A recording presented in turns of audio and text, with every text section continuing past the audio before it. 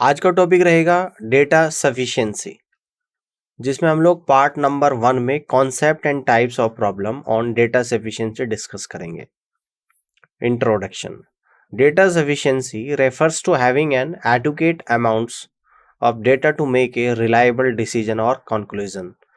One have to determine if they provide enough data to answer the questions, not avoid making assumption and rely slowly on the given data. First है आप लोगों का यहाँ पे logical reasoning.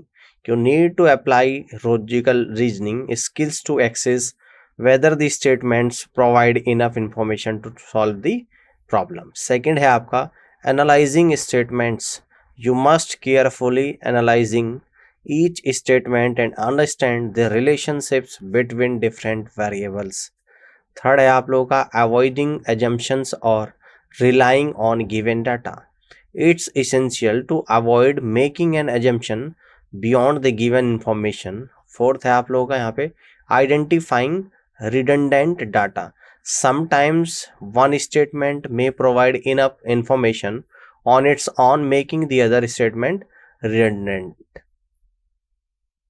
Fifth है आप लोगों का यहाँ पर multiple condition.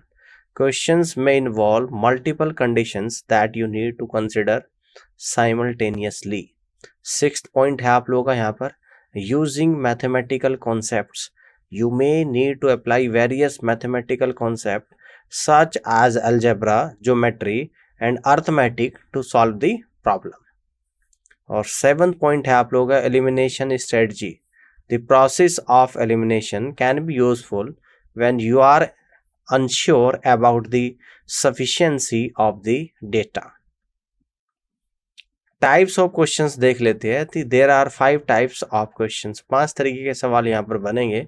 फर्स्ट बनेगा आपका algebraic equations, सेकंड बनेगा आपका ज्योमेट्री, थर्ड बनेगा ratios and proportions, फोर्थ बनेगा परसेंटेज प्रॉब्लम्स, फिफ्थ बनेगा टाइम, स्पीड एंड डिस्टेंस। तो फर्स्ट टाइप को देखते हैं यहाँ पर algebraic equation. Questions based on algebraic equations. Problem किस तरीके की पूछी जाएगी कि what is the value of x which satisfied the both of the statement. First statement दे दिया कि x plus 5 equal to 15, statement second दे दिया x माइनस 3 इक्वल टू 10। तो आपको निकालनी है x की वैल्यू, है ना। What is the value of x which satisfied the both of the statement.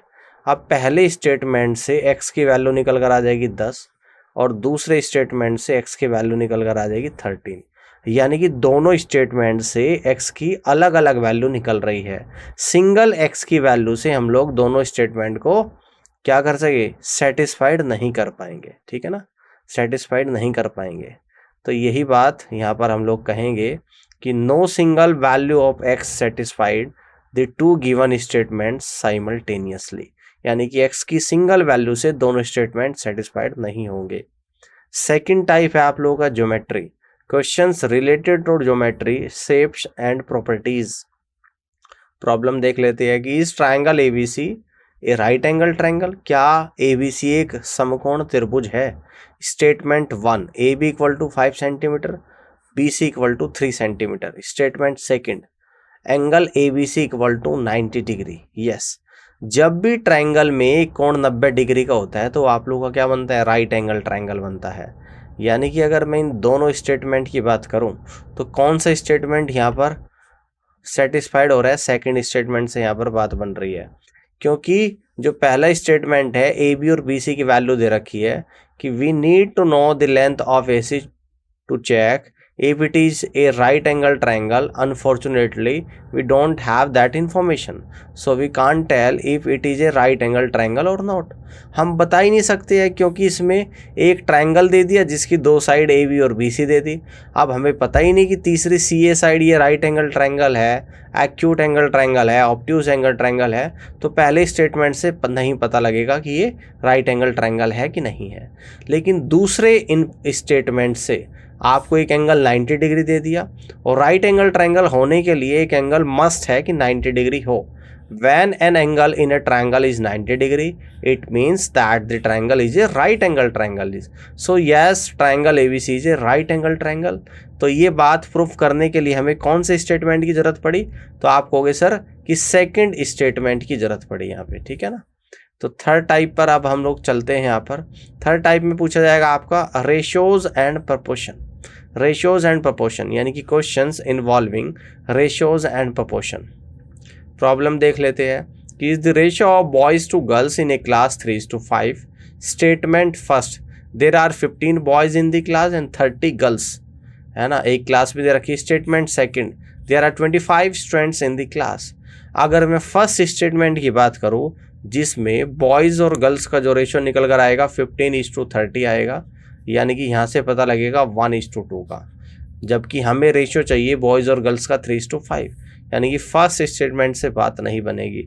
अगर मैं सेकंड स्टेटमेंट से बात करूं तो इसमें टोटल 25 स्टूडेंट्स आप लोगों को गिवन है, आपको ये नहीं पता कि बॉयज़ कितने हैं कि गर्ल्स कितने हैं, तो यानी कि इस स्टेटमेंट से भी हम लोग इसको प्रूफ नहीं कर पा रहे हैं। तो that means we can say that statement 1 जो है वो आपका फॉल्स होगा। और जो स्टेटमेंट सेकंड की बात करेंगे, not enough information is given, तो we can't find the ratio with information alone, यानी कि किसी भी स्टेटमेंट से हम लोग यहाँ पर नहीं निकाल पा रहे हैं। बात समझ में आ गई। अब फोर्थ टाइप के जो क्वेश्चन बनते हैं वो बनते हैं आपके परसेंटेज प्रॉब्लम्स। इसको देखते हैं कि questions based on percentage calculations.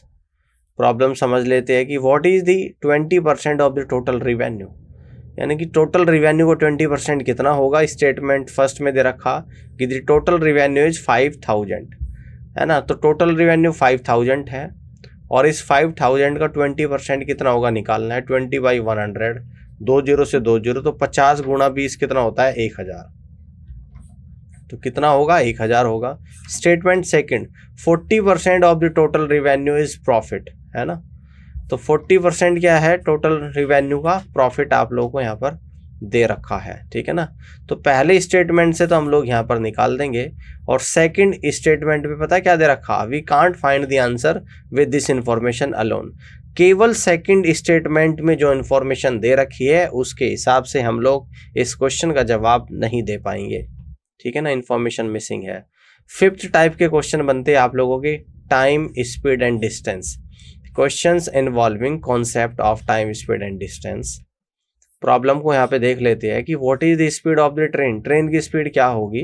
पहला स्टेटमेंट आपको दे दिया कि the train covers a distance of 300 kilometre in 4 hour, तो फर्स्ट स्टेटमेंट से स्पीड निकाल दूंगा। स्पीड क्या होती है आप लोगों की, स्पीड बराबर आपकी होती है डिस्टेंस और डिवाइडेड बाई टाइम होता है। तो स्पीड है आप लोगों की 300 किलोमीटर और टाइम है आप लोगों का 4 आवर, तो 4 से 300 जाएगा 75 बार, यानी कि 75 किलोमीटर पर आवर इस क्वेश्चन का आंसर आप लोगों का यहाँ पर बनेगा। स्टेटमेंट सेकंड देखते हैं कि the train covers a distance of 500 kilometre. क्या इससे ट्रेन की स्पीड निकाल पाऊंगा, नहीं, केवल डिस्टेंस गिवन है, टाइम के बारे में कोई इन्फॉर्मेशन नहीं है, तो केवल स्टेटमेंट सेकंड से मैं इस ट्रेन की स्पीड को फाइंड नहीं कर पाऊंगा, ठीक है ना। यहाँ तक की बात समझ में आ गई। उम्मीद करता हूँ कि सेशन पसंद आया होगा आप लोगों को। डेटा एंड सफिशिएंसी की इतनी ही थ्योरी और कॉन्सेप्ट थे। इसके अगली क्लास में हम लोग एक्सरसाइज के क्वेश्चंस को डिस्कस करेंगे और इस पूरी क्लास को देखने के लिए आप सभी का धन्यवाद। Thank you so much.